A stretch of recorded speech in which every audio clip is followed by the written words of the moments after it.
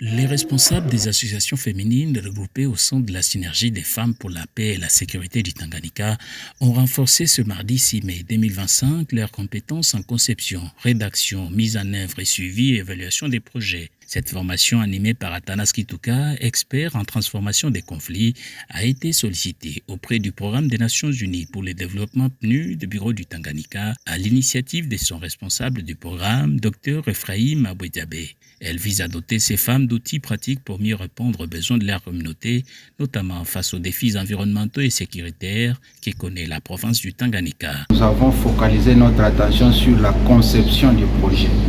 Comment on conçoit un projet, comment on rédige un projet en respectant les normes selon les standards de plusieurs bailleurs. Je profite aussi de l'occasion pour donner des conseils de comment ils peuvent élaborer des notes conceptuelles qui sont acceptables, comment faire des études et même un peu des notions de gestion. La matière elle est très importante pour notre province de Tanganyika. Vous pouvez voir combien d'organisations féminines qui implémentent des projets et pourtant aujourd'hui la résolution 1325 et la résolution 2250 veut que les femmes et les jeunes s'impliquent dans la recherche de la paix. Par exemple, notre province du Tanganyika, il y a beaucoup de secteurs, par exemple, des domaines de paix.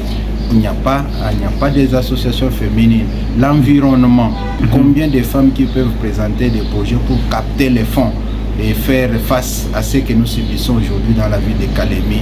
Il faut présenter des notes pour capter des fonds, non seulement auprès des bailleurs. Et le gouvernement congolais aussi pouvait voir ces femmes qui s'organisent comme ça, comment les soutenir. Et comment les soutenir, il faut qu'ils sachent comment présenter les besoins. Et les documents par lesquels on présente les besoins pour capter les fonds, c'est les documents du projet. Et ces documents de projet, lorsque tu ne sais pas les rédiger, tu n'auras pas de fonds. Face à l'afflux des milliers de déplacés fuyant les zones des conflits, ces femmes entendent jouer un rôle de premier plan en initiant des projets humanitaires et environnementaux dans une optique de culture de la paix et de sécurité. Ça va nous servir dans l'élaboration des projets dans nos différentes organisations sollicitées auprès du PNUD parce qu'on a vu que c'était vraiment pertinent qu'on puisse être capacité dans les notions d'élaboration du projet. Nous présentons nos sincères remerciements au PNUD comme il a vu que c'est un besoin pour les femmes du Tanganyika pour qu'ils soient renforcés en capacité. Nous sommes sur le terrain, mais il y a des notions que nous ignorons. Pour valider les acquis de la formation, un exercice pratique leur a été confié à remettre dans un délai d'une semaine.